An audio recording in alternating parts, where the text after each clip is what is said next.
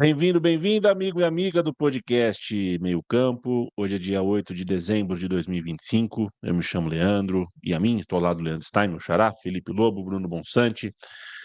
Esse final de semana foi o final de semana que marcou o final do Campeonato Brasileiro. A gente vai falar sobre isso e também passar pelo futebol europeu e até o futebol argentino, porque teve jogo grande e está tendo, nesse exato momento, outro jogo muito grande pela semifinal de lá. Seja membro do Meio Campo, seu apoio é fundamental para que a gente continue fazendo mais coisa, crescendo, existindo.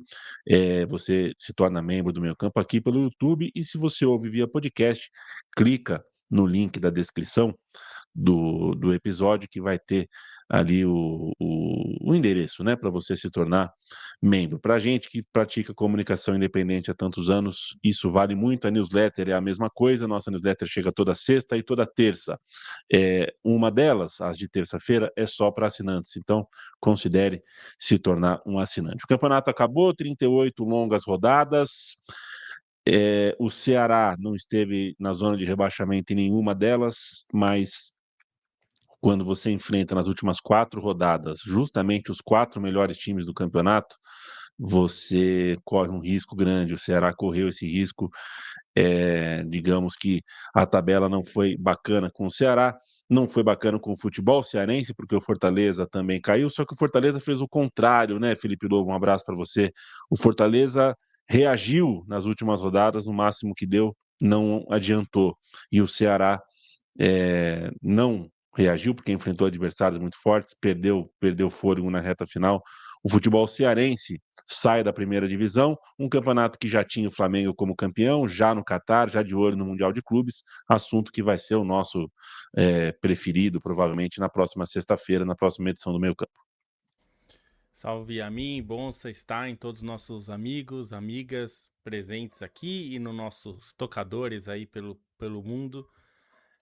A história do Ceará eu acho que é a mais triste, né, do rebaixamento, porque o Fortaleza teve uma campanha de recuperação forte no segundo turno, né, a chegada do Martim Palermo ajudou bastante o Fortaleza a melhorar seu desempenho, conseguiu muitos bons resultados, e acabou nessa última rodada tropeçando num jogo que era difícil mesmo, né? Era um jogo contra o Botafogo no Rio, nunca seria fácil, mas o Ceará é uma história mais cruel justamente pelo que você falou, né? O Fortaleza passou uma boa parte do campeonato na zona do rebaixamento, o Ceará não, né? O Ceará veio caindo e cai na última rodada. A única que ele esteve na zona de rebaixamento foi a que não pode estar, né? A rodada que é a única que importa nesse quesito, que é a última. E acaba sendo. Tem um fator de preocupação para mim, que o Fortaleza é um time que nos últimos anos conseguiu se organizar bem, é um time que foi financeiramente responsável a maior parte do tempo, mas desta vez nem tanto, né? Fez muitas contratações, apostou bastante em medalhões, aumentou o seu custo, não estava conseguindo ter resultado com o Vojvoda, trocou de técnico no meio do caminho. Muita gente acredita que eles demoraram para trocar, mas eu acho absolutamente compreensível você demorar para trocar o Vojvoda, que é um dos técnicos mais importantes da história do clube, né?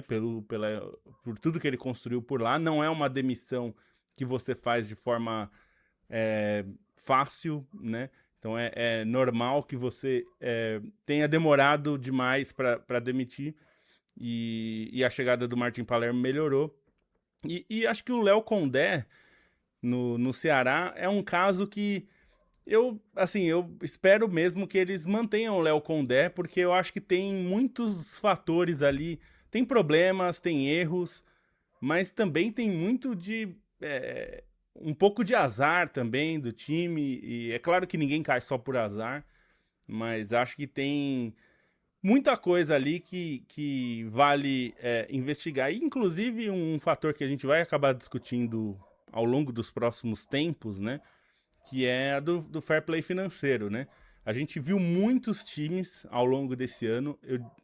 Assim, de notícias que a gente teve, pelo menos metade da tabela do Campeonato Brasileiro ficou com salários atrasados. Ou estava agora com salários atrasados, ou esteve ao longo do campeonato. O que é muito ruim, né? Inclusive times que estavam brigando para não cair, como o Santos e Inter, e outros como o São Paulo, como o Corinthians, que estavam com salários atrasados. E eu acho que isso acaba sendo um certo problema para o campeonato, né? Porque alguns clubes podem ficar com salário atrasado e outros não podem, né? Assim, de certa forma, alguns clubes grandes conseguem ficar com salário atrasado e manter os jogadores, ainda que eles percam algum desempenho. Enfim, é uma questão para ser discutida depois, mas foi um dia triste pro futebol cearense como um todo, né? Porque foi uma queda brutal com os dois principais times do estado. Boa noite, Bonso. Boa noite. O que mais me chamou a atenção nesses rebaixamentos é como alguns clubes, infelizmente, têm pouca margem de erro, né? Porque o Fortaleza, principalmente, né, que vinha, acho que, se não me engano, 7 anos de primeira divisão, foi 2 vezes G4, chegou na Libertadores, fez um trabalho dos melhores, né, do futebol brasileiro nos últimos anos, inclusive o do Vojvoda também foi um dos melhores do futebol brasileiro nos últimos anos. E é isso, uma temporada talvez tenha contratado um pouco mal, desencaixou alguma coisa, deu algum atrito, não atrito, mas assim, você caiu o ciclo e acabou o ciclo do Vojvoda. Acontece, né? Ter acabado no meio do campeonato, e aí eu entendo também, como disse o Lobo, que você tem essa esperança de que, não, uma hora vai. Eu tinha no começo do campeonato, né? Quando eu vi o Fortaleza perdendo muitos jogos, falei, não, uma hora vai encaixar, né? Assim, essa infraestrutura a gente sabe, né, que ela funciona, né? Ela funcionou muito bem nos últimos anos. E aí não funcionou dessa vez. E o Fortaleza demorou para se recuperar, eventualmente se recuperou, vinha 9 jogos sem vencer, sem perder, 4 vitórias seguidas. Até chegou a abrir o placar contra o Botafogo, mas aí começa, né, a pressão de rebaixamento e a toda a situação. Abriu o placar contra o Botafogo, imediatamente recuou completamente, deixou o Botafogo tomar conta da partida. Até teve exatamente uma sorte, mas assim, um lance estranho, né, em que leva um gol no contra-ataque, mas no começo do contra-ataque teve um toque de mão, aí conseguiu um pênalti, empatou naquele momento, saiu da zona de rebaixamento, mas aí os outros resultados atrapalharam. Mas isso é ruim, assim, no geral, até, não só para o futebol cearense, mas para o futebol brasileiro também, porque a gente vai ter uma concentração muito grande de times do Sul e do Sudeste, né, na próxima temporada, e acho que para um time como o trabalho que não só a representatividade do Fortaleza, mas o trabalho que o Fortaleza fazia, né, e fez nesses últimos anos, eu acho que era uma ótima adição pro Campeonato Brasileiro. Mas eu também quero acreditar que é parecido com o Atlético Paranaense, assim, né? Que teve um acidente e que em breve Fortaleza vai voltar. Boa noite para você, Leandro Stein. A gente passou nesse último final de semana uma grande crise fora dos campos, envolvendo um dos principais jogadores do futebol mundial, um dos mais identificados com o seu próprio clube. No caso, estou falando do Mohamed Salah e o Liverpool. O Liverpool está numa péssima fase. O Salah, nas últimas 3 partidas, não foi titular, não entrou em 2 delas, e se achou no direito de falar forte. Nesse momento, falar contra o técnico do Liverpool parece mais fácil, porque o técnico do Liverpool não goza propriamente de grande crédito com a torcida, ele não tá, né, ele não vai ser protegido. O Salah hoje sabe que tem uma voz maior do que a do técnico que o comanda. De toda forma, eu não imaginava que o Salah fosse falar o que falou. Não é o perfil do jogador que eu tinha na minha cabeça. Que tal para você? Como é que você enxerga essa reação? O Salah querendo jogar, querer jogar é sempre legítimo, mas falar do jeito que ele falou pode ser discutível, tanto é que a gente está aqui pronto para discutir o tema. Boa noite. Não me surpreendeu exatamente porque o Salah chegou a ter alguns atritos nos tempos do Jürgen Klopp, né? Então, sim, acho que não teve nada com o Klopp que chegou ao patamar das declarações que ele deu nesse final de semana, né? enfim, pegou um repórter e desabafou tudo que ele queria e disse tudo que ele queria. Pensando no que é o histórico dele, acho que ele imaginou que teria um escudo, né, em relação à idolatria, em relação àquilo que ele representa para o Liverpool. A gente pode discutir, mas acho que não tem questão que o Salah é o maior ídolo do Liverpool desde o Gerrard, né? Então ele tem uma imagem muito forte no clube, uma imagem muito imponente, renovou o contrato recentemente.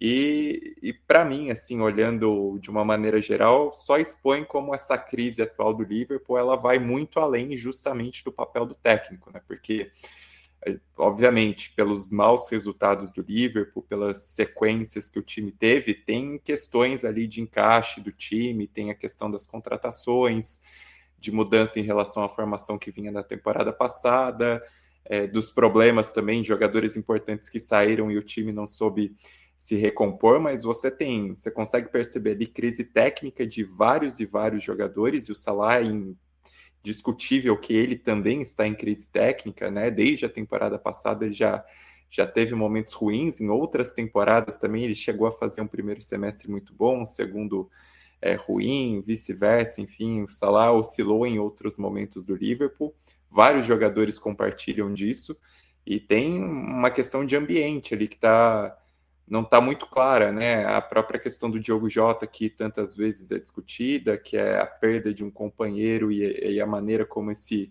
clube precisa cicatrizar a ferida, lidar com luto, a reconstrução de relações, né, num vestiário que ganha novas estrelas e o Arne Slot precisa ter um tato ali para lidar com essa gestão de elenco, com essa gestão de pessoas que a gente sabe que no Klopp era muito boa e com ele a gente ainda está vendo como é, né? E é uma mudança totalmente, acho que de perfil de treinador, ainda que o Arne Slot tenha chegado e vencido um título. Ele pega um pouco do que era uma renovação que o Klopp tinha iniciado já, e agora, para fazer um trabalho autoral dele, vem tendo muitos problemas. Enfim, é um Liverpool que acho que não precisava dessa bomba no ambiente, era totalmente desnecessária pelos tantos de problemas que o clube precisa lidar, e o Salah, dessa maneira, eu acho que ele se colocou um pouco pensando no papel de protegido perante a torcida, mas no Liverpool não é assim que a banda toca, né? Eu acho que a torcida do Liverpool, por mais gratidão que tenha pelo Salah, é uma torcida que ela tenha esse olhar também questionador e pensa na maneira como ele foi um tanto quanto egocêntrico, né? E que acho que passa longe do que o que são os valores do Liverpool, né? Aquilo que o Liverpool prega como clube. Então, eu assim, tenho sinceras dúvidas de como vai ser essa continuidade do Salah no clube, porque enfim, acho que ele deixou numa situação ali, ou vai ou racha, né? Ou eu ou ele, e aí tem que ser uma decisão do Liverpool como clube para avaliar como é que vai ser essa sequência, né? O Salah teve algumas declarações já no fim da temporada passada que foram um pouquinho. Isso depois de renovar contrato, né? Eu achei, durante toda a novela de renovação de contrato também, que ele dava indireta demais, né? Falava demais, do tipo, não sei se me querem aqui, não sei se vai rolar, blá blá blá blá blá. Depois que ele renovou, ele deu entrevista pro Gary Neville e falou que ele sentiu que o clube estava testando se ele ainda conseguia entregar, né, na temporada antes de oferecer o contrato para ele. Ali, tipo, não era realmente necessário, né? Mas o Liverpool tinha acabado de ser campeão, tinha acabado de renovar o contrato, então passou. E a temporada inteira, né? Acho que o Salah tem, além da questão técnica, no primeiro jogo da temporada, ele chorou no fim da partida, quando claramente em relação ao Jota. Ele, pouco depois, acho que uma ou dois dias depois, uma ou duas semanas depois, ele respondeu um torcedor no Twitter que estava sendo realmente desrespeitoso com o Dias e o Nunes que tinham sido vendidos. Ele tá um pouquinho nessa não sei exatamente como colocar em palavras, né? Mas tem coisas acontecendo, né? Até ele explodir agora. E assim, eu acho que não é nem discutível que ele errou, né? Que ele não deveria ter feito o que ele fez, né? Principalmente do jeito que ele fez. Acho que ele não chegou ontem no futebol. Se ele quisesse mandar uma mensagem só, ele poderia ter mandado uma mensagem sem explodir tudo. Ele fez questão de explodir tudo, né? Ele apertou a opção nuclear. E eu acho que eu concordo com o Stein, que eu acho que o clube vai acabar ficando no lado do slot.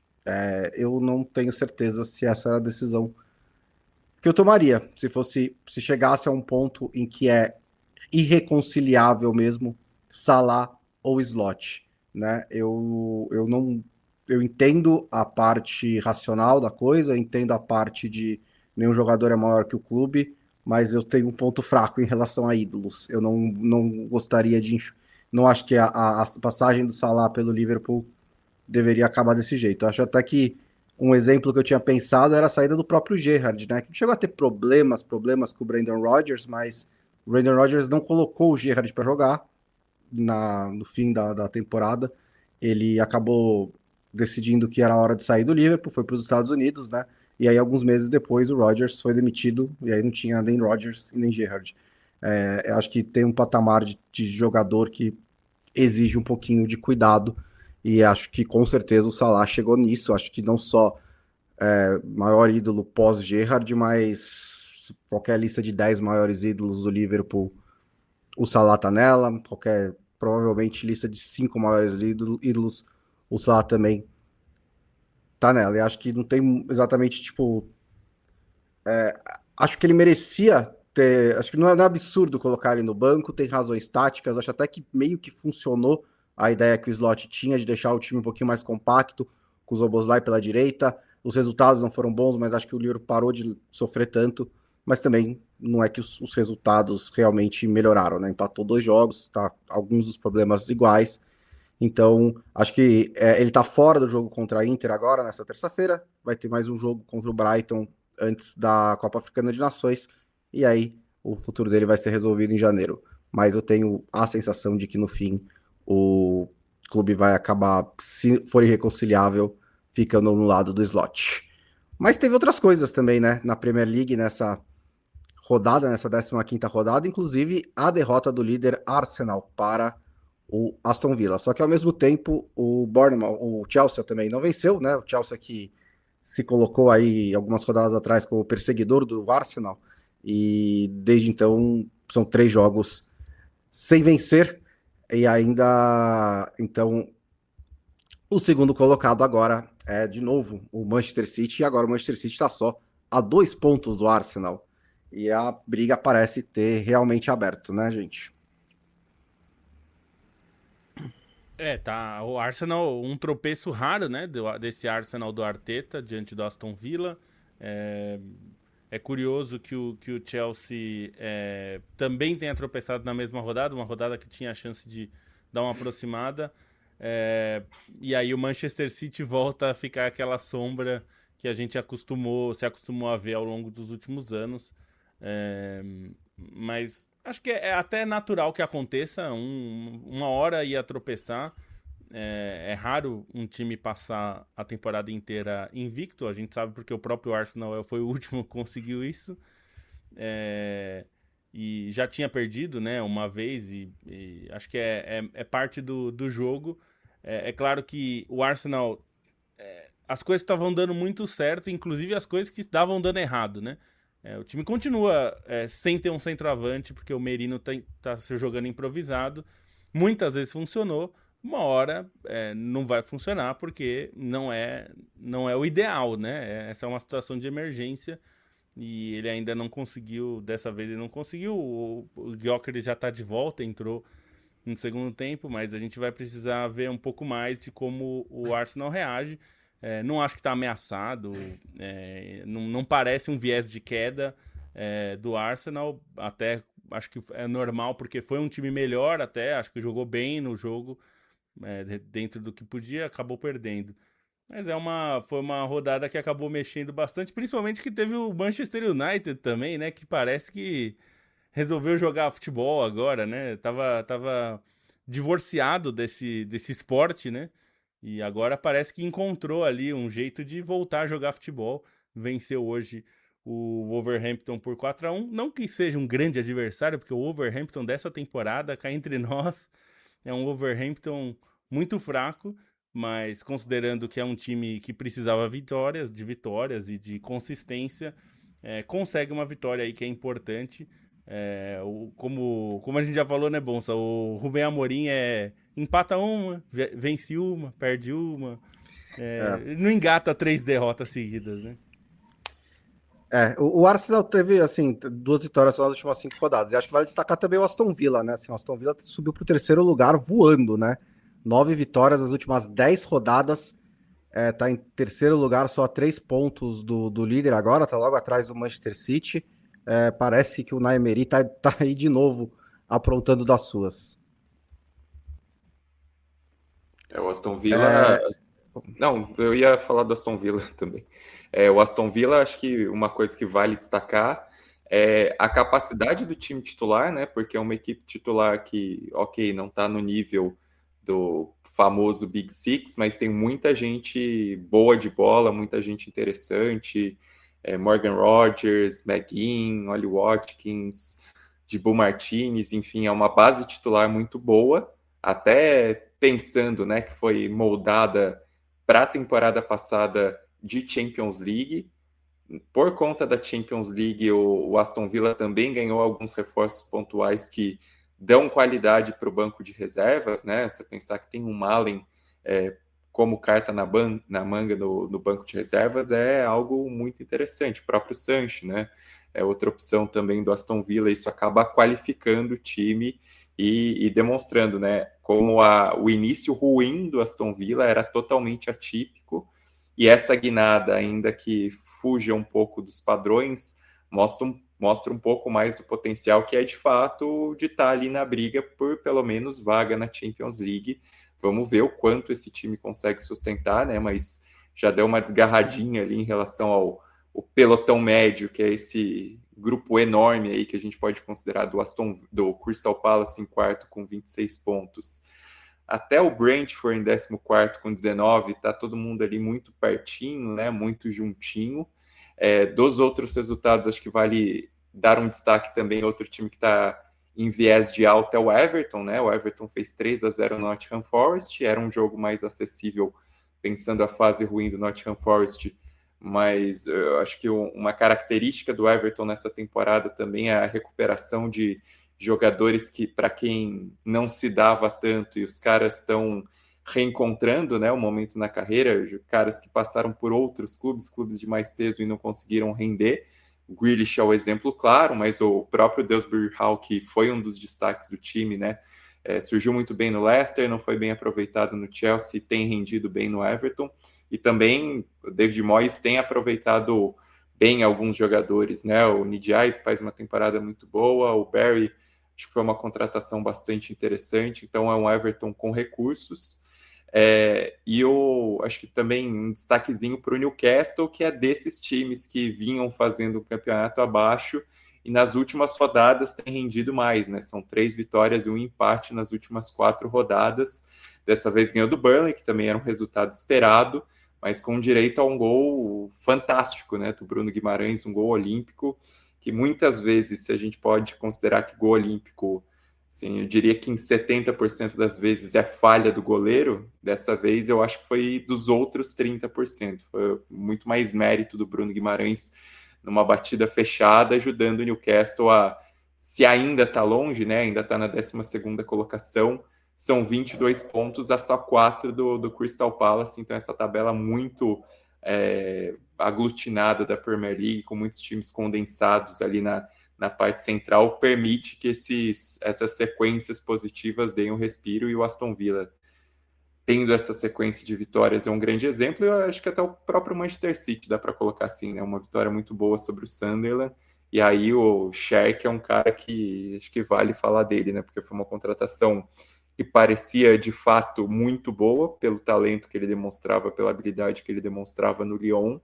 Tem esses lampejos de craque, né? E nesse jogo em particular contra o Sunderland, teve um lance antes dele dar assistência de letra, ele ainda faz uma fila na linha de fundo e passa para o Haaland e acaba não saindo gol, e depois consegue dar a assistência de letra para o Phil Foden. Então, um cara que joga muita bola, que é um pouco a tônica desse Manchester City, que é curioso, né? Que é um time do Guardiola que talvez venha se destacando até mais pelas individualidades do que necessariamente pelo trabalho coletivo. Óbvio que tem um trabalho coletivo ali, mas é um time que individualmente ele conta mais com esses lampejos, até um pouco diferente do que a gente está acostumado com o padrão Guardiola no Manchester City. Talvez por isso que a 2 pontos do Arsenal a gente não olhe. Anos anteriores eu falaria, o City ainda é favorito para ser campeão, né? Esse ano, acho que como o trabalho coletivo do Arsenal e do Arteta é superior, eu ainda colocaria o Arsenal como favorito, mas realmente tá tudo ali muito embolado. Deixa o cara dar a letra, Guardiola. Eu entendi o que você quis dizer, mas quando seu jogador dá um cruzamento desses, dá uma assistência de letra, você só fala, fantástico, maravilhoso, é isso que as pessoas pagam para ver. E aí, se você quiser depois falar com ele em privado e falar, olha, você não vai acertar sempre, sabe? Na próxima tenta dar com a perna esquerda. Aí tudo bem. E o Everton está em 7º lugar, então o mundo está novamente, né, nos eixos, né? As coisas voltaram ao normal. É a posição que foi durante muitos anos chamada de Everton Cup. Sabe o que não está normal, Lobo? O Real Madrid. Real Madrid não está normal.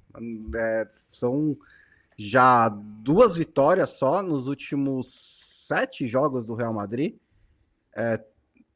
Por La Liga, acho que é uma vitória em 5 rodadas, teve vários empates. E assim, a gente estava esperando a bomba explodir, né? Porque o Real Madrid estava com essas divergências, com esses burburinhos, esse diz que me disse, enquanto estava ganhando os jogos. Mas aí parou de ganhar os jogos. Então agora tá tendo reunião de crise, começaram a falar em possíveis substitutos para o Xabi Alonso, então a batata tá assando um pouquinho por lá. Fica difícil. E, aliás, tomou um golaço, né? Um dos gols foi um desses gols bonitos, né? De driblar. A gente vê pouco driblar o goleiro hoje, né? Jogadores driblando o goleiro. Não sei se efetivamente diminuiu o número de gols que acontecem assim, ou se a gente estava muito acostumado, porque o Ronaldo gostava muito de fazer gol assim, né? Ele driblava muito o goleiro. Mas hoje em dia é mais raro a gente ver. Mas muito... A situação do Real Madrid começa a ficar difícil porque o Xabi Alonso, evidentemente ele é um bom treinador, a gente já viu isso. Mas acontece que o Real Madrid tem suas questões, né? E algumas vezes você precisa fazer concessões dentro do Real Madrid para que as coisas andem. E o problema nesse momento é que eu acho até que o Xabi Alonso não é tão teimoso como é o Rubem Amorim, por exemplo. Mas ele não tem conseguido achar o jeito de encaixar os jogadores para que eles fiquem confortáveis ou pareçam pelo menos confortáveis no jogo. E isso tem cobrado um preço, né? O Bellingham não tem conseguido jogar bem e não parece, ele parece um pouco deslocado em campo, né? Não parece ter uma função muito clara. Isso já aconteceu em outros momentos, até com o Ancelotti, quando chegou o Mbappé, né? Mas agora parece que a situação está um pouco pior, porque ele parece meio desencaixado no time. E aí você tem todos esses problemas de como você encaixa o Arda Güler, agora que começou bem, e agora está tendo que fazer um papel um pouco diferente. E aí você tem o Valverde não quer ser lateral, e aí você tá colocando um zagueiro de lateral. Enfim, o Real Madrid tá com problemas de encaixar os seus jogadores. E um dos desafios que é muito comum em times do Real Madrid é você ter que encaixar os melhores jogadores, né? Em geral, você tenta encaixar um jeito do time jogar que funcione melhor. No Real Madrid, existe uma importância maior em você tentar colocar os melhores jogadores o tempo todo. É uma coisa que a gente vê um pouco no Brasil, na seleção brasileira até um pouco. Existe uma cobrança para que as estrelas joguem, né? E não que não acontecesse em outros clubes, né? É que o Real Madrid tem particularmente uma cobrança forte em cima disso. Então, ele não tem conseguido, o time não tem rendido bem, e alguns jogadores que estavam meio que salvando a pátria como era o caso do Mbappé, né? Muitas vezes fazendo gols importantes, não tá conseguindo, eles não estão conseguindo mais fazer isso, né? O próprio Arda Güler, né, em vários momentos fez ótimas partidas, foi super importante, e agora não tem conseguido também. Esse setor de meio campo do Real Madrid me parece um dos mais problemáticos, assim, para você arrumar, porque é onde você equilibra o time tanto na defesa quanto no ataque, e nos dois casos parece que o time está sofrendo, né? Tanto defendendo quanto atacando, o time parece que não se encaixa ali no meio campo, e não está sabendo defender bem, não está sabendo criar bem, e aí a gente entende porque aconteceu aquilo com o Vinícius, que vou repetir, a gente falou na época, o Vinícius estava errado, o jeito que ele fez foi errado, foi desrespeitoso com o técnico, com os outros jogadores, mas a gente entende por que ele fez aquilo, por que ele se sentiu confortável para fazer, e acho que tem até alguma relação com esse caso do Salah, né? Ele se sente confortável porque o técnico não está muito prestigiado dentro do vestiário, e ele, enfim, criou uma disputa ali com o treinador, e agora o treinador parece que vai ficando sem argumentos, porque era isso, naquele momento o time não estava jogando tão bem, mas estava conseguindo vencer. E agora o time não tem jogado bem, não tem vencido, e os jogadores não estão conseguindo render, né? Aí dá destaque para a jornada especial, né, do Williot Svedberg, que usa nas costas Williot, né, o primeiro nome, o sueco, que fez os 2 gols. O primeiro gol também foi um golaço, né, um toque de calcanhar maravilhoso ali. Foi um final de semana até curioso, assim, pela quantidade de lances de calcanhar, de letra, os gols que saíram dessa forma, né. Mas no Campeonato Espanhol, assim, um destaque, assim, olhando para a tabela, é como o clássico, a vitória do Real Madrid no clássico, na verdade, não significou grande coisa, né? Porque o campeonato virou desde então. O Barcelona conseguiu vencer todos os seus jogos no Campeonato Espanhol, e era uma tabela bem difícil do Barcelona, né? Se a gente considerar que chegou a ganhar do próprio Celta as 5 rodadas, teve a goleada sobre o Atlético Bilbao. E aí, essa semana, né, 2 vitórias decisivas, tanto contra o Atlético de Madrid no meio de semana, quanto esse 5-3 sobre o Betis fora de casa, em Sevilha, né, um jogo que dava para se esperar como uma partida difícil. O Barcelona sofre o primeiro gol, mas aí tem uma resposta muito rápida e uma atuação bastante contundente do ataque, né? Se por um momento a gente discutia como o Real Madrid tá seguro na liderança, era algo um tanto quanto enganoso, porque o time estava dependendo muito do Mbappé e não vinha demonstrando uma capacidade coletiva. O Barcelona, mais oscilante, tinha questões um pouco de encaixe do time, mas também muitos problemas em relação à lesão, à falta de sequência de jogador, e isso parece superado neste momento, pelo menos dentro do Campeonato Espanhol, porque o Barcelona tem correspondido muito bem, né? E aí fica o destaque ainda para o Villarreal, que é outro time que vem numa sequência muito positiva. É um trabalho excepcional do Marcelino Garcia Toral, né? Até pensando, já tinha feito uma boa temporada passada, apesar das dificuldades nesse início de Champions, conseguiu ganhar do Getafe e chegou aos 35 pontos, um ponto atrás do Real Madrid, deixando o Atlético de Madrid para trás. O Atlético de Madrid, por outro lado, foi outra equipe que empacou nessas rodadas mais recentes, acabou sofrendo a derrota para o Atlético Bilbao, que é um time que está em viés de alta. E o Atlético Bilbao, a gente vê, né, é outra coisa quando o Nico Williams está saudável, assim, é um time totalmente diferente. O Atlético Bilbao começou bem a temporada, Nico machuca, o time cai drasticamente, ainda tem um pouco de dificuldades quando o Nico volta, mas sem estar 100% ali, sem atuar todos os minutos, e esses últimos jogos é justamente com o Nico carregando o time, né, fazendo jogadas. Dessa vez ele dá assistência para o Berenguer, né, ele limpa a jogada pela esquerda e dá o passe para o Berenguer bater de fora da área, mas acaba sendo importantíssimo para essa reação que está acontecendo neste momento. O Barcelona segue na sua pegada, né? Are you not entertained, né? 5-3 contra o Betis fora de casa, é sempre lá e cá esses jogos do Barcelona. E realmente, o Atlético de Madrid, né? Semana complicada. Pegar o Barcelona e o Atlético, que são 2 jogos difíceis, né? Os 2 fora de casa ainda, mas deu uma afastada, né, da ponta. Se tivesse ganhado os 2, estaria na liderança, mas não ganhou. Então tá em 4º lugar. Enquanto isso, na Itália, Lobo, o Napoli teve uma grande atuação em um jogo grande, com destaque para o David Neres, que acho que depois do jogo contra a Roma, né? O repórter perguntou para ele: David Neres voltou? E aí ele falou: eu nunca fui embora. Né? Achei uma declaração super de filme dele. Né? Ele falou: ainda estou aqui. E continuou. O David Neres fez uma grande atuação, o Højlund marcou 2 gols e o Napoli venceu.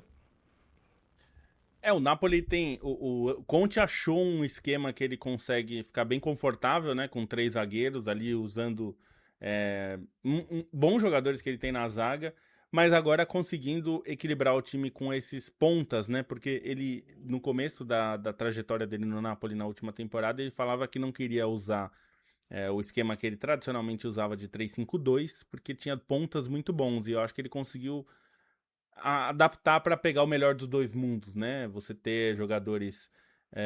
ele tem bons zagueiros, né? Ele tem jogadores com qualidade na defesa. O Buongiorno, que temporada passada ficou alguns meses fora por lesão, ele é um ótimo jogador, é um jogador de seleção italiana para estar na seleção italiana, inclusive para repescagem aí que a Itália vai enfrentar. E o David Neres tem sido um jogador bem importante, tem sido decisivo, e não só decisivo em alguns jogos, mas nos jogos grandes, nos jogos que importam, que o Napoli tem crescido nesses jogos grandes, né? O Napoli tem sido um time que nesses jogos se impõe ao adversário, coloca o adversário de joelhos, assim. Isso é algo importante para essa disputa de campeonato, porque o Napoli teve alguns tropeços ao longo desse começo de campeonato, mas o David Neres é um desses jogadores que está muito bem. O Noah Lang entrou bem no time, tem feito um bom papel também, fazendo esse papel meio de ponta armador, né? Saindo da esquerda para o meio, ou então cortando para a diagonal para entrar. E o Højlund estava sem marcar desde outubro, conseguiu fazer os 2 gols importantes, contra uma Juventus que ainda depende muito do Yildiz, né? O Yildiz é um craque, é o melhor jogador da Juventus com muita sobra, mas é um time que ainda tem sofrido um pouco para conseguir ter uma consistência, né? O Luciano Spalletti melhorou o time, mas ainda é um time que tem seus problemas. E diante de um Napoli bem mais maduro, né? Mais pronto, o Napoli fez um jogo muito bom, foi bem melhor ao longo de toda a partida. Então não dá, acho que a Juventus não tem nem o que reclamar, poderia ter sido até pior, considerando o que o Napoli fez durante esse jogo, né? E além disso, a gente teve goleada da Inter sobre o Como, né? Que uma das sensações desse começo de temporada. E hoje, o Milan ganhou do Torino por 3-2. O Pulisic estava doente, ficou no banco de reservas. Aí saiu do banco de reservas e decidiu o jogo. Virou a favor do Milan, que fez 3-2. E parece mesmo que a Fiorentina vai passar 38 rodadas e não vai ganhar nenhum jogo, né? Porque já está na 14ª rodada e ainda é um time que foi G6 na temporada passada, 4 anos em competições europeias, final de Conference League. Os caras não conseguem ganhar mais um jogo de futebol. E vou passar aqui um pouquinho pelos nossos amigos que estão conosco nessa live. Vocês provavelmente perceberam, né? O Leandro Yamin começou o programa, mas ele teve problemas, não conseguiu terminar, problemas técnicos. A gente depois tá seguindo aqui o programa sem ele. O Luiz Gustavo tá mandando que hoje pegou ao vivo. Léo Ávila dizendo: bom, saiu o Neymar, hein? Não sei o que eu posso dizer a mais sobre o Neymar, né? Ele conseguiu evitar o rebaixamento do Santos. Eu acho que parabéns para ele, né? Inclusive, hoje saiu que ele vai usar o Doutor Milagre para consertar o joelho dele, né? Eu fiquei pensando, se existe um cara como esse, por que você não contratou antes? O Delius Fer mandando um salve, amigos. O Neto Targino também por aqui, dizendo salve, meio campo. Um abraço daqui de Campina Grande. Ramon Limberger mandando uma boa noite para nós, amigos. O Abonerzoni dizendo que o Rio de Janeiro nos abraça. Cecília Madeira também por aqui. O Ramon Limberger falando que o problema do Fortaleza, imagina, né? Foi o Renato Paiva. O Felipe Luiz 446 mandando uma boa noite. Muita gente aqui, né, realmente lamentando os rebaixamentos de Fortaleza e Ceará, e também comentando a treta, né, do Salah com o Arne Slot, que foi realmente uma das principais notícias desse fim de semana. Em campo, uma outra notícia interessante é que o líder do campeonato francês não é o Paris Saint-Germain, né, Stein? É o Lens, que, assim, incrível até desde que subiu, o Lens é tipo G8 todos os anos, né? A pior posição dele foi 8º lugar, teve até um vice-campeonato já, e agora assumiu a liderança.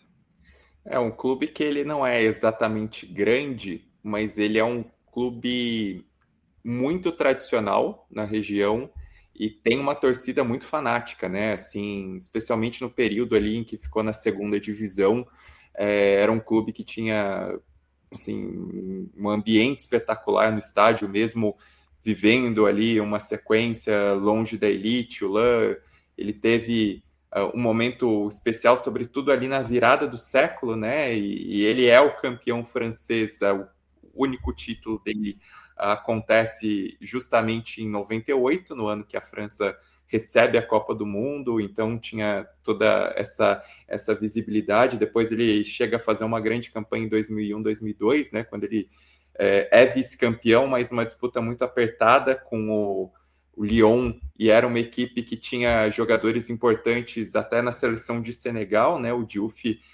jogou no LAN, foi um ídolo do LAN, então ainda tem esse momento. Tinha um grupo de senegaleses ali no LAN, nesse time que acabou sendo vice-campeão francês em 2001, 2002, e é interessante, né, porque dessas temporadas, dessas últimas, né, dessa sequência na primeira divisão, o time chegou a ter um rendimento muito bom, né, chegou a até bater como vice-campeão em 2022, 2023, tinha o Seko Fofana como destaque, e aconteceram mudanças, né, o LAN acabou perdendo destaques importantes do time, teve troca no comando técnico, e dessa vez é um time totalmente novo e tem conseguido render muito bem, né? O LAN contratou muito durante a temporada, assim, mais da metade da base titular dessa temporada são jogadores novos, né? São jogadores que chegaram para a equipe agora.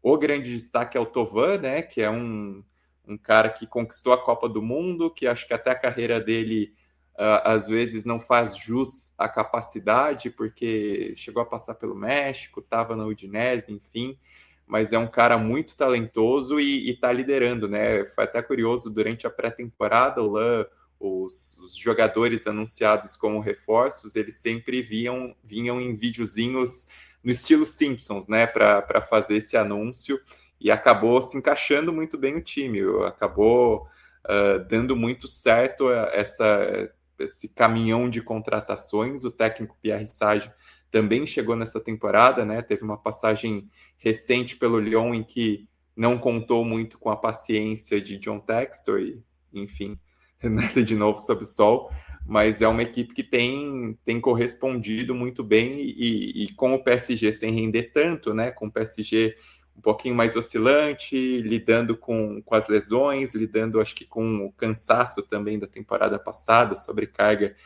de competições. O LAN tem aproveitado essa brecha, né? Talvez nem fosse o grande candidato a estar na liderança, considerando o trabalho do De Zerbi no Olympique de Marseille e os jogadores mais renomados do Olympique de Marseille, mas em questão de regularidade, o LAN tem entregado mais e faz por merecer, né, essa liderança, ainda mais uma rodada que teve um jogo que era importante para o Olympique de Marseille se manter no encalço, e o time acabou tropeçando ali, né? Foi derrotado pelo Lille na rodada, não aproveitou tanto, ficou um pouquinho mais distante, né? Uma distância de 4 pontos, de 5 pontos agora em relação ao LAN, mas é um campeonato francês que está bem aberto, né? Se a gente pegar esse grupo dos 4 primeiros colocados, se o PSG de fato não se encaixar, né, como não vem acontecendo, LAN, PSG, Olympique de Marseille e Lille estão num ritmo muito bom aí, não só para se firmar na zona de classificação à Champions, mas até como virtuais candidatos ao título.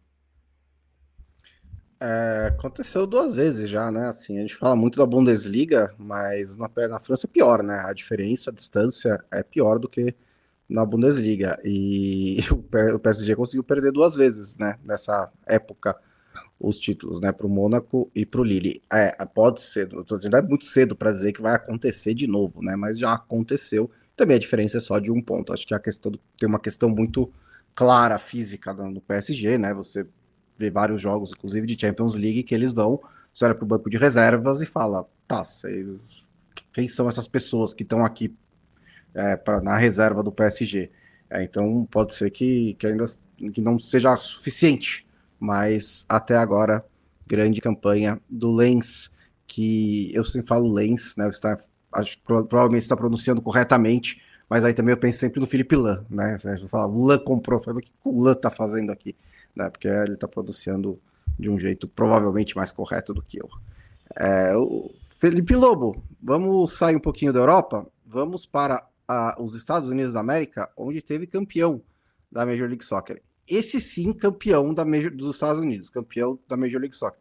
Se o campeão do país sede do Mundial de Clubes, se ele fosse semana que vem, agora sim seria, né, o Inter Miami, que venceu o Vancouver Whitecaps por 3-1, atuação decisiva do Messi, que deu 2 assistências, uma delas bem bonita ali, um passe de primeira, foi muito esperto do Messi, e tinha ali, né, principalmente uma discrepância de visão, de projeto, né, entre o Vancouver Whitecaps e o Inter Miami. No fim das contas acabou ganhando o do Inter Miami, que é um pouquinho mais old school da Major League Soccer. Uma vitória do Inter Miami num modelo que já se usa pouco na MLS hoje, né? De montar times a partir de estrelas veteranas, né? Isso a MLS foi deixando de lado ao longo dos anos. Era algo que acontecia um pouco na época do Beckham, que é o atual dono, né? Um dos sócios do Inter Miami. Isso aconteceu muito, né? De jogadores veteranos irem para a MLS, e aí se formava ali um time com 3 veteranos de peso. E hoje em dia a MLS tem até estrategicamente tentado se posicionar como uma liga formadora, né? Muitos dos jogadores latino-americanos, né, vão para a MLS porque eles buscam mais cedo, né, esses jogadores, tanto da América Central quanto da América do Sul, para tentar desenvolvê-los e aí vendê-los para a Europa, né? Isso tem acontecido com mais frequência. A própria MLS se declara, né, como uma liga de formação, se compara com a Holanda e com Portugal nesse sentido. E o time do Messi é um pouco um exemplo que não acontece com mais essa mesma frequência. O Vancouver Whitecaps é um time bem mais modesto nesse sentido, né? É um time que é mais equilibrado. Tem o Berhalter, que é um jogador de seleção americana, mas não é um destaque da seleção americana, um craque da seleção americana, é um jogador útil, importante, técnico. Foi muito importante nessa temporada. Tem sido um dos destaques, vai estar na Copa do Mundo, muito possivelmente. Mas não é uma super estrela, né? E o Thomas Miller, ia falar Gerd Miller, o Thomas Miller chegou para ajudar muito nesse sentido de dar conjunto para o time, né? É um time com bons jogadores, mas nenhum deles é uma super estrela, e ele é um time muito mais operário, né? Que gosta muito mais de operar segurando o jogo e jogando numa pressão muito forte na recuperação da bola. Então o Inter Miami é o contrário, é um time que gosta de jogar na posse de bola, pressiona muito pouco no ataque, até porque os seus jogadores são veteranos. Nessa final, o próprio Luis Soares ficou no banco. Ele, enfim, vem se recuperando de uma lesão também, mas até para ter um pouquinho mais de força de pressão na frente, né? O Allende, que tem jogado ali no setor de ataque, é um jogador que pressiona muito mais, né? Que tem muito mais perna para correr. E foi um jogo até equilibrado em certa medida.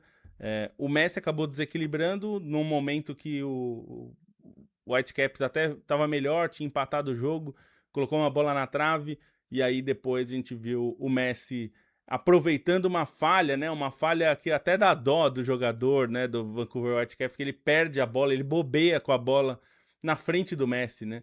E aí o Messi recupera a bola, dá o passe pro Depou, o Depou faz o gol. E já nos acréscimos, quando já estava um desespero total, o Jordi Alba acha o Messi, e aí o Messi domina no peito e, sem deixar a bola cair, dá um tapinha por cima pro Allende foi o pulmão do time, né? Já que é um time de veteranos, o Allende no ataque tem sido o cara que corre muito e ele fez um gol com bastante tranquilidade, um gol importante que marcou ali o título. É um título importante para o Inter Miami pelo investimento que fez, né? Deve mudar um pouco a política na próxima temporada, considerando que tanto o Jordi Alba quanto o Sérgio Busquets vão se aposentar, né? Isso já vai... a ideia é ter um time que corra mais pelo Messi, né? Já que ele vai ficando mais velho. E já tem o Depou, que é eles, na transmissão da MLS, eles estavam falando que era o guarda-costas do Messi na seleção argentina, que agora tá lá. Então, acho que ainda é um projeto... O Vancouver deve continuar nessa toada. É que na MLS é muito mais difícil você prever o que vai acontecer, porque é uma liga muito mais maluca, né? O Los Angeles Galaxy foi campeão na temporada passada. Esse ano foi um dos piores times da liga, foi péssimo, fez uma campanha historicamente ruim, bateu recorde de jogos sem vencer. Então as ligas americanas têm muito isso e a MLS até consegue replicar, o que eu acho até positivo. É uma coisa interessante que a liga consegue ter, né? É claro que não é sempre que acontece isso no futebol, é bem menos frequente do que em outras ligas americanas, mas ainda assim acontece. E eu tenho certeza que a Apple ficou bem feliz, né? Gastou muito dinheiro para ajudar a contratar o Messi e também para a MLS, que foi para o marketing da MLS, certamente está se falando do título da MLS em muito mais lugares do que normalmente se falaria, né? Até porque eles abriram o sinal, né? Tava Abriram o aberto sinal. para todo mundo Que, assistir. Não acho. Não, que inclusive foi uma das coisas que a própria MLS pediu para a Apple fazer a partir da próxima temporada, né? Não vai mais ter o League Pass, né? O pay-per-view, porque é bem estúpido você colocar a MLS num pay-per-view. Quantas pessoas pagam, né? Eles não divulgaram os números, mas eu tenho certeza que é uma fração ínfima das pessoas que pagou para ter o League Pass, né? O que eu acho engraçado é que assim, a Apple tem tanto dinheiro e tão pouco interesse em fazer dinheiro com conteúdo. Isso vale também para série e filmes. Que, tipo, a MLS só pede, tipo, você pode, por favor, parar de cobrar? E a Apple fala, sim, sem problema. Tudo de graça para todo mundo agora. E mas mudou o contrato, bom ter um parceiro de reduziu negócios. o valor também, teve diminuição do tempo de contrato, enfim. Eles fizeram umas alterações para também agradar a Apple, para não ser só um pedido à toa, né? Bom ter um parceiro de negócios como esse. E o Renan Oli também tá por aqui, dizendo que o Salah tava respondendo o hater no Twitter. Tá com tempo, hein? Acho que chegou até ele, né? Não acho que ele fica lá, tipo, respondendo como se ele fosse o Liam Gallagher. Mas ele respondeu esse e também o Jonas Barbosa que disse que achou que não foi desrespeitoso. Eu achei um pouquinho.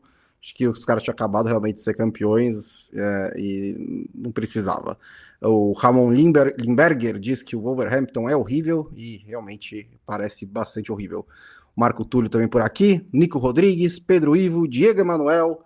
Estamos chegando ao fim do programa, mas ainda dá para falar um pouquinho de alguns outros campeonatos. Está definida, né? A final do Campeonato Argentino, Racing e Estudiantes. O Racing tirou o Boca Juniors e o Estudiantes venceu o clássico com o Ginásia e vão decidir esse título.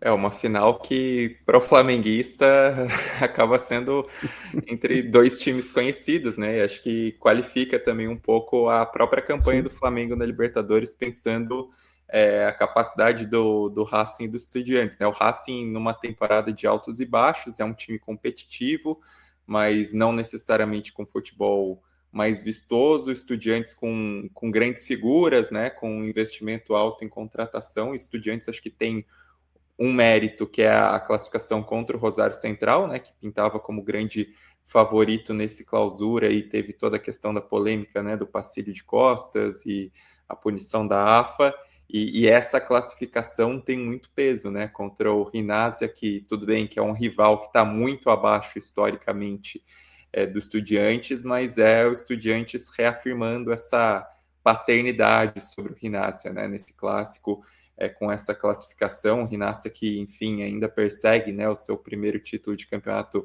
argentino na era profissional. O Ginásia que era uma potência ali no início dos anos 30, nessa transição de de amadorismo para profissionalismo, mas é um clube de um jejum enorme, e o Estudiantes se reafirma como uma equipe de qualidade, enquanto o Racing conseguiu vencer o Boca na Bombonera, né? Também tem esse grande mérito, que era aquele jogo assistido com grande atenção pelo River Plate, né, que dependia do Boca Juniors para se classificar na Libertadores, acabou não acontecendo. Aí, só para dar outros destaques rápidos de campeões, no Japão saiu o título do Kashima Antlers, um título decidido na última rodada, né? O Kashiwa Reysol estava na perseguição, mas o Kashima Antlers conseguiu se impor na rodada final, conseguiu ter a vitória sobre o Yokohama F. Marinos e foi campeão, 1 ponto à frente. Fazia 9 anos que o Kashima Antlers não ganhava o título japonês, o último tinha sido em 2016, aquele que é mais lembrado pela participação posterior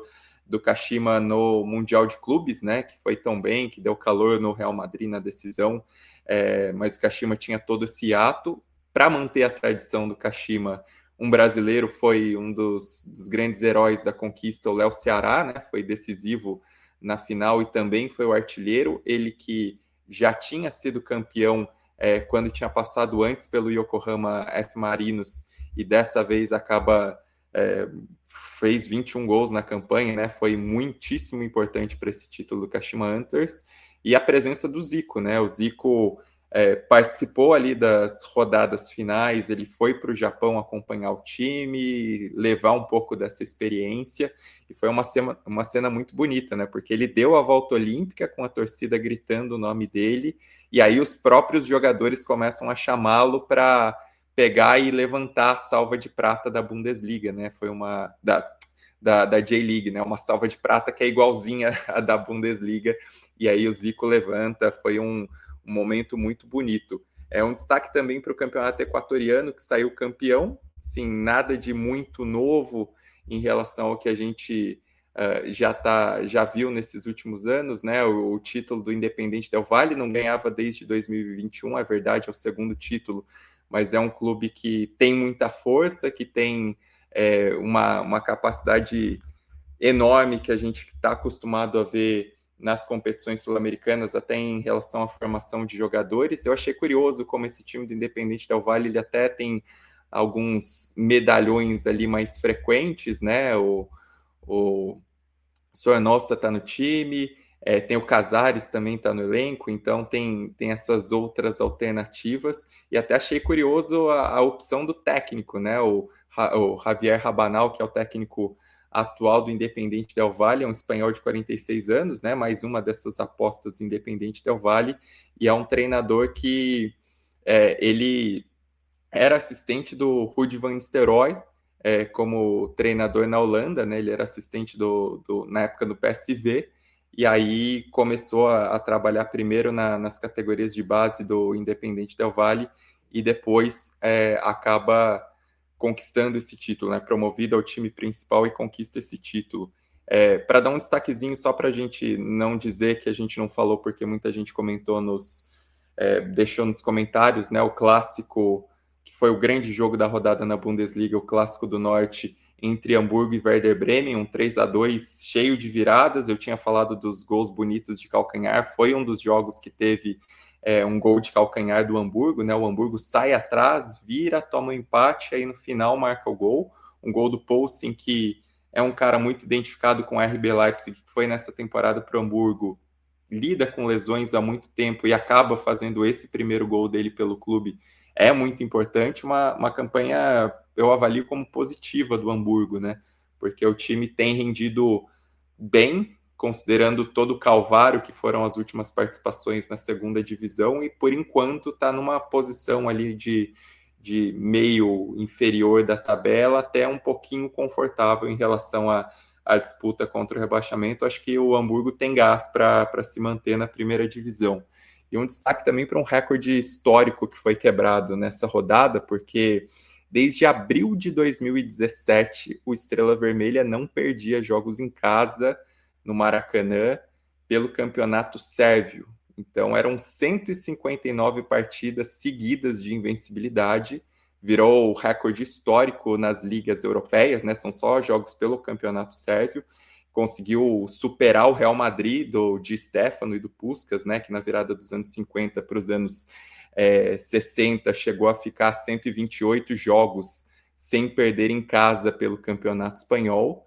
O Estrela Vermelha não só bateu esse recorde, como ampliou muito, e aí nesta rodada o Estrela Vermelha perdeu por 1-0 para o Vojvodina.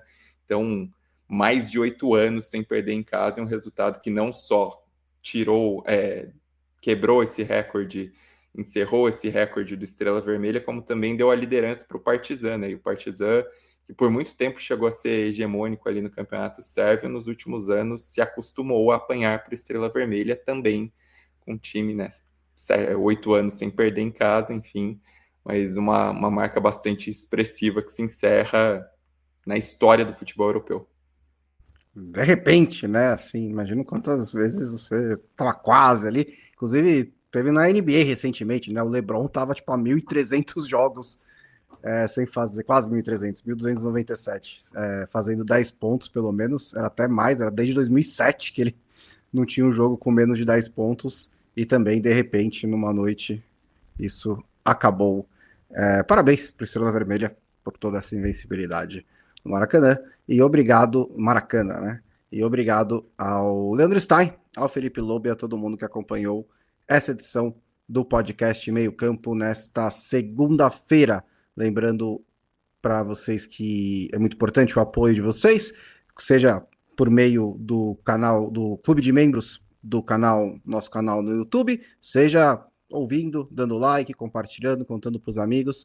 A mesma coisa na nossa newsletter que sai paga nessa terça-feira, só para assinantes, e na sexta para todo mundo. Muito obrigado e até a próxima sexta.